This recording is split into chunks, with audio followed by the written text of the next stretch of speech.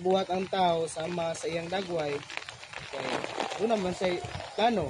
So, sa may plano niya, may iyang kasudlan ang tao. Amen. Then kaning kasudlanan man sa tao, ay kasudlanan man sa Dios ang tao.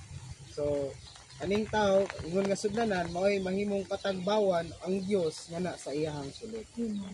So wala lang data buhata ang gid nga sudlan ba og kanang pagkaon ang atong tiyan, or sudlan ba kahibalo ang ato ang salabutan. Nan. Dili gibuhat ta sa Dios aron gyud nga kasudlan Dios ang ato ang espiritu. Amen.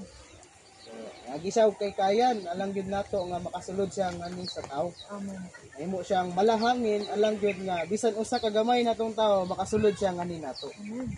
Dayon karon kay ang tao ganing nahulog man, nahimo siyang sirado tungod sa napakyas man ang tao. Then kaning pagkapakyasa, kaning kapakyas